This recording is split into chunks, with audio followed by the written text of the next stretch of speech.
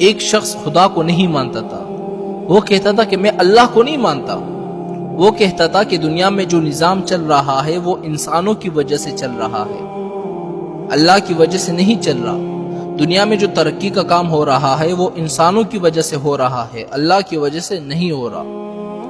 تو وہ شخص امام ابو حنیفہ رحمۃ اللہ علیہ کے پاس آیا اور کہا کہ حضرت میں اللہ کو نہیں مانتا، اس بات پر میرے ساتھ مناظرہ کرو، اگر آپ نے ثابت کر دیا کہ اللہ ہے، موجود ہے، تو میں مسلمان ہو جاؤں گا۔ تو انہوں نے ٹائم رکھا کہ کل 10 بجے ہمارا اس بات پر مناظرہ ہوگا۔ تو امام ابو حنیفہ رحمۃ اللہ علیہ نے کہا ٹھیک ہے۔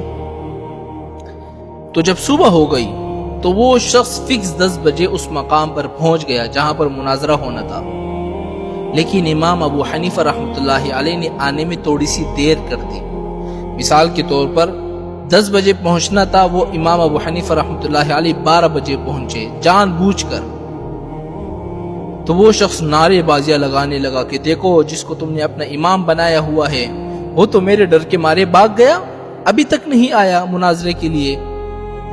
تو تھوڑی دیر کے بعد امام ابو حنیفہ رحمۃ اللہ علیہ پہنچ گئے۔ تو اس شخص نے کہا کہ امام صاحب آپ اتنے لیٹ کیوں ہو گئے؟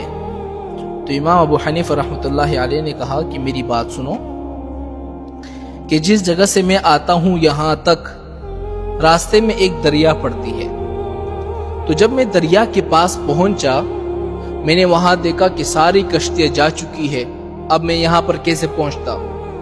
تو میں نے اللہ سے دعا کی، اللہ کے سامنے گڑ گڑایا، اللہ کے سامنے رویا۔ تو پھر میں نے کیا دیکھا کہ ایک درخت خود بخود کٹ رہا ہے، خود بخود کشتی کی شکل اختیار کر رہا ہے، خود بخود میرے سامنے کشتی تیار ہو رہی ہے، میخیں لگ رہے ہیں اور ایک کشتی کی شکل میں تیار ہو کر میرے سامنے آ گئی۔ تو میں اس میں بیٹھ کر پھر یہاں پہنچ گیا۔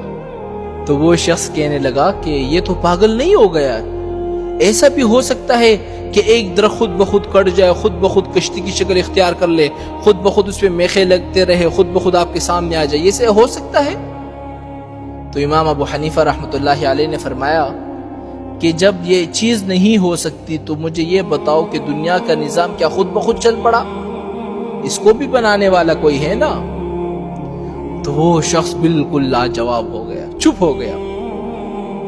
تو شخص نے کہا کہ امام صاحب چلو میں آپ کی یہ بات مان لیتا ہوں، مجھے یہ بتاؤ کہ اللہ اس وقت کہاں پر ہے؟ تو امام ابو حنیفہ رحمۃ اللہ علیہ نے فرمایا ٹھیک ہے میں بات کو ثابت کرتا ہوں کہ اللہ اس وقت کہاں پر ہے، میں بتاتا ہوں۔ آپ نے فرمایا کہ ایک دودھ کا کٹورا منگواؤ۔ دودھ کا کٹورا منگوایا گیا۔ تو امام صاحب نے فرمایا کہ اس دودھ کے اندر آپ کو مکھن نظر آ رہا ہے؟ مکھن؟ تو اس نے کہا کہ امام صاحب مکھن تو نظر نہیں آ رہا، البتہ اگر ہم اس کو تیار کریں گے، اس کو بروئیں گے، پھر اس سے مکھن نکلے گا۔ امام صاحب نے کہا نہیں مجھے مکھن دکھاؤ، اس دودھ کے اندر مکھن ہے کہاں پر؟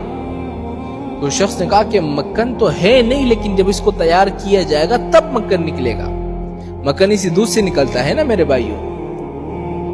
تو امام صاحب نے کہا کہ نہیں مجھے مکھن دکھاؤ۔ اس نے کہا مکھن تو فی الحال نظر نہیں آ رہا۔ تو امام صاحب نے فرمایا کہ جب تم اس مجازی چیز کو نہیں دیکھ سکتے تو تم اس حقیقی خدا کو کیسے دیکھ پاؤ گے؟ وہ شخص بالکل چپ ہو گیا، لاجواب ہو گیا۔